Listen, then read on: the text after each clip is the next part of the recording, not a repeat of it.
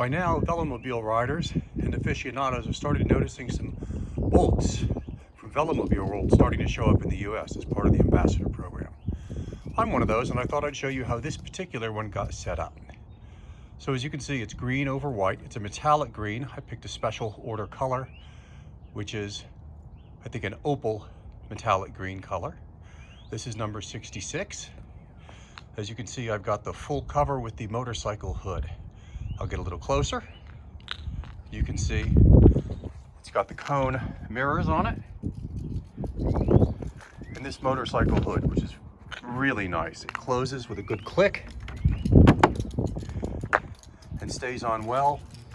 And when it's open, it offers plenty of ventilation, along with this terrific vent.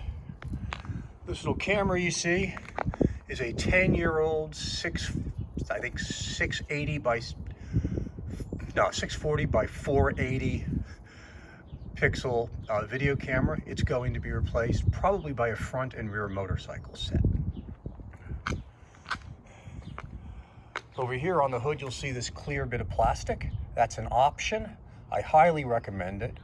Just that little bit of plastic rather than carbon fiber significantly increases the signal you get inside on your cell phone for riding, for music, and for GPS. Coming around the front,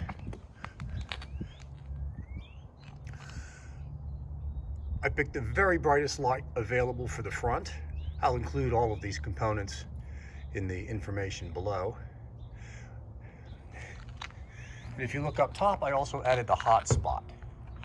If you're getting one of these, I cannot recommend the hotspot enough.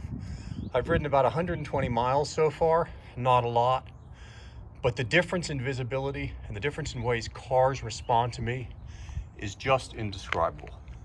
On the street, when I'm crossing streets on bike paths, everywhere, just that little bit of height and those flashing lights makes a tremendous difference. I've also got a Garmin Varia in the back. If you haven't tried one of these, try it. It gives you radar as well as video in the back, and the radar is wonderful. It sees cars long before you can. Great safety feature. I never rode with one before. I will never be without it again.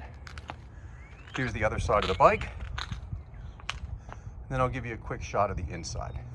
One of the nice things about this bike, as you'll see, unlike some of the older Velos, is it has compartments so that you can get to the components. Not only is that huge, but that allows one more thing in this bike, and that is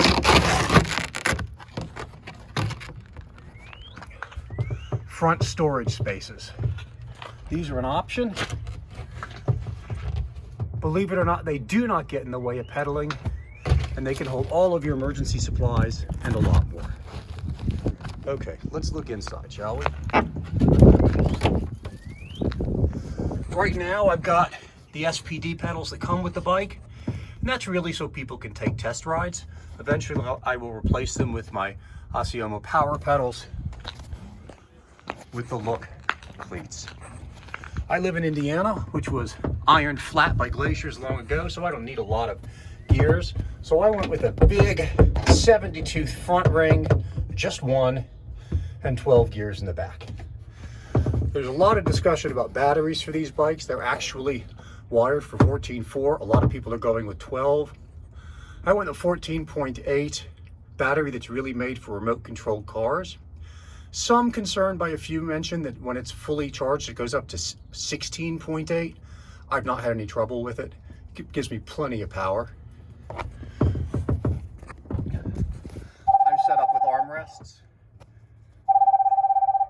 They're pretty essential, and tissues, they're essential for me.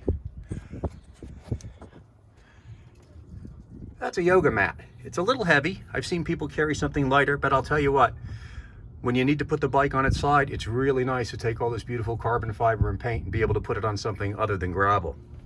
One of the nice things about this bike, and unique things, is that behind the seat, in addition to your usual storage space in the back, it's got a nice storage shelf above the rear swing arm and gears so that you can really use that space and things stay in that shelf very well. One thing you'll notice up front is an extra idler. That's just for the ambassador so that we can move the seat and move the pedals without having to change the chain or add or remove links. I don't know if I'll keep it once the ambassador period is over, but it's nice to be able to let people take test rides. The other thing that's nice about it is I am 5'9", but my legs are tiny. So I am all the way forward. You can see how far forward you can get. You take this out and just pick a peg. I am all the way forward. And to allow me to be all the way forward, this bike is so variable. If you look, I've got an additional headrest that pushes me way forward. If you don't need it, if you're one of those tall people, just remove that and put the headrest right there. As I said, once I'm done with the ambassador period and people are done taking test rides, I may reconfigure, but right now it's very comfortable. There's a little Velcro for my phone. Water cage there. I use, sorry, meant to put it in the bike.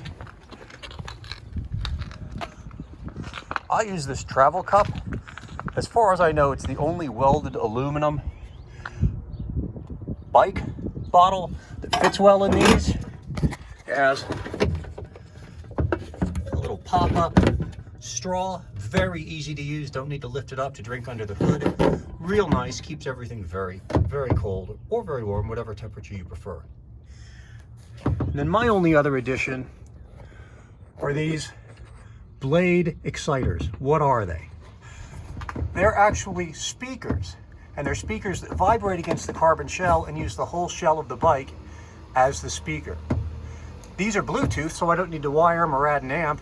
And the reason I do it is not as much to listen to music for me, but so that people hear me coming. And they do. When you're moving low and fast and people don't expect to see you, announcing that you're coming is kind of nice. And if you can do it with music as you approach rather than horns right when you get there, people genuinely appreciate it. So one more look around.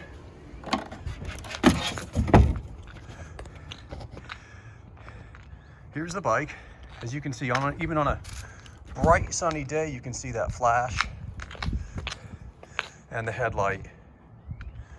That vent, by the way, blows a lot of air into the cabin if you open it up, and you can open it up with a Velcro tab to bring even more air in. Here's the left side. Here's a quick shot of the QR code if you want to look it up.